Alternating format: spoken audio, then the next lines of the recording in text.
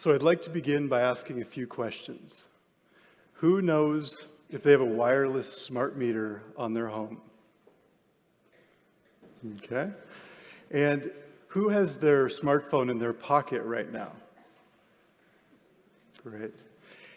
And who's read the fine print in your owner's manual that says that the smartphone should never be within about an inch of the body?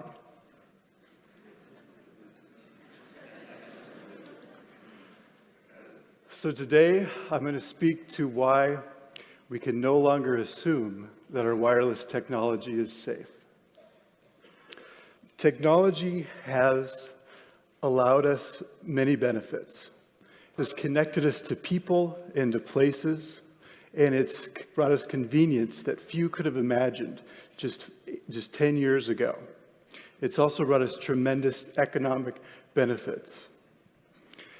If we can look at how technology has increased in our lives in just the last 8 years, it started with the iPhone, and then tablet computing, ubiquitous Wi-Fi, the smart meter and the smart home, and wearable tech, and now the Internet of Things. If we could imagine how this would look, it would actually look like this. This is an artist's rendition of what Wi-Fi in our public spaces looks like.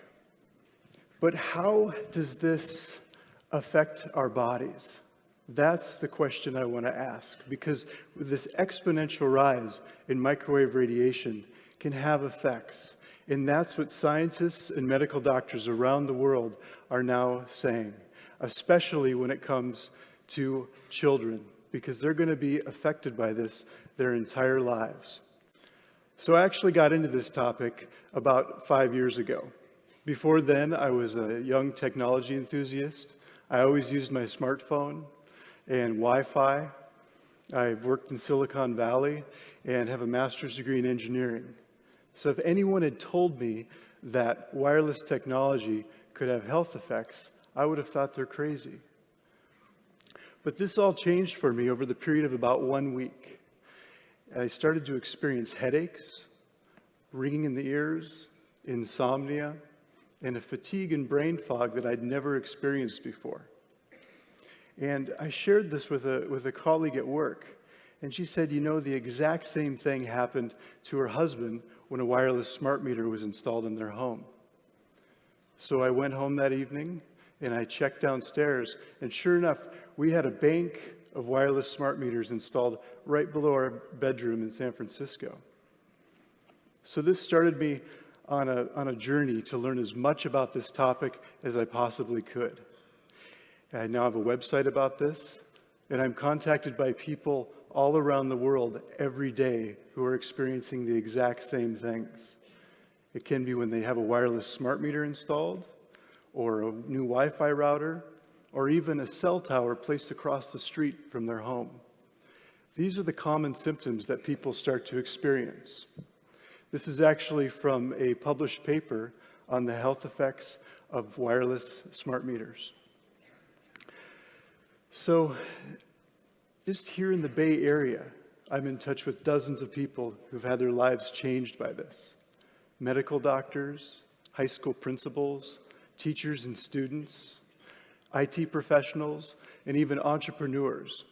These are people who had a normal life, and then over a short period of time, went to where they could no longer work, where they could no longer go to an office. Some of them actually have had to move out of their homes because they can't be in an environment which is normal now for most people. I've been in touch with people around the world who've become homeless because of this.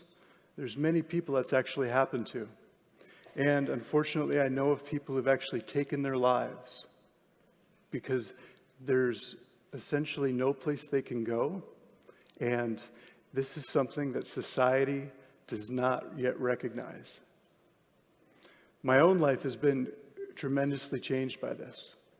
After that first exposure to wireless smart meters, now I can no longer be in an environment with strong Wi-Fi for very long.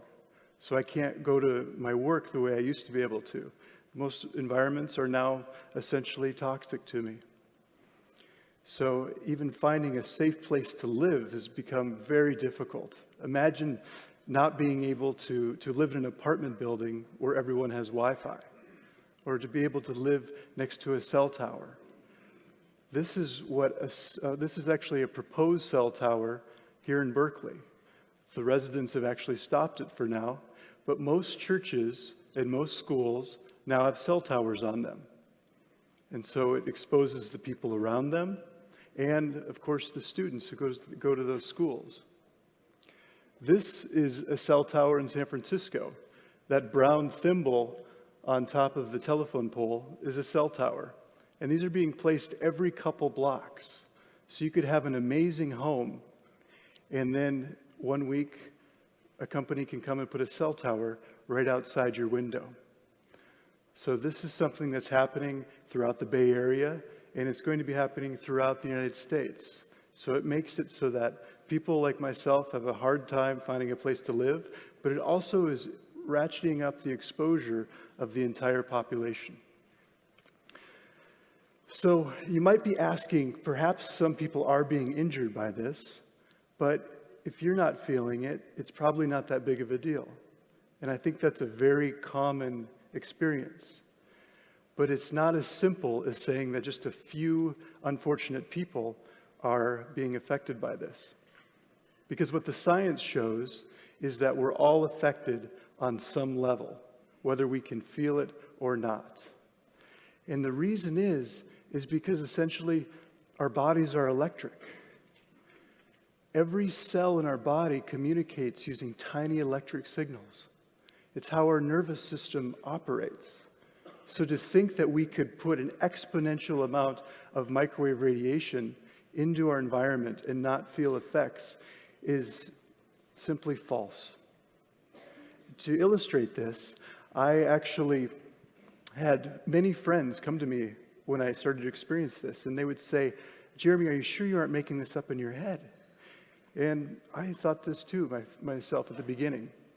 But then a year or two later, they would come to me and they'd say, "You won't believe it, but now I'm feeling pain in my arm when I use my cell phone, or when I put it to the head, or when a new Wi-Fi router is installed." So this is something where when people have more of an exposure, more people are being affected.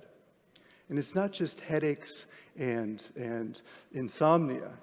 It's much more serious things, such as infertility, DNA damage, and eventually cancer.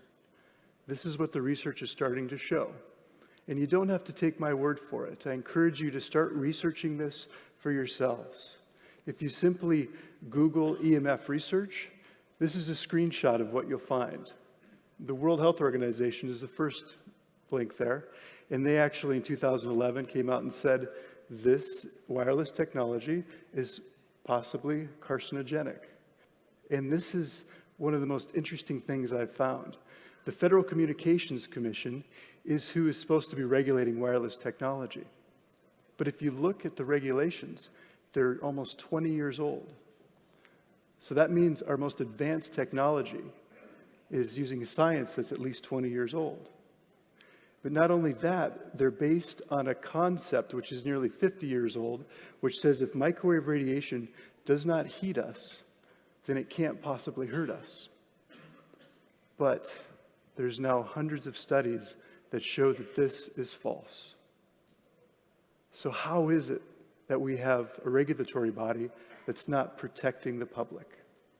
Well, like many issues, like many public health issues in our country, you end up having industry influencing the regulatory body.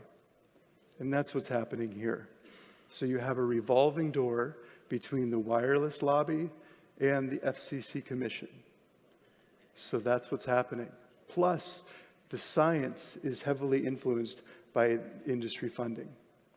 This is a study by Dr. Henry Lai. He looked at 326 studies based on the biological effects of cell phone radiation. He found that about half of the studies showed effects and half didn't. That's pretty normal for this type of research. But what he found that was interesting was that if you looked at who funded the studies, 70% of the independent studies showed effects, and only 32% of the industry-funded studies showed effects. So you see that there's an influence in money on this topic. Just like many other topics, tobacco is another one where essentially the industry funded science that was going to show their products were safe.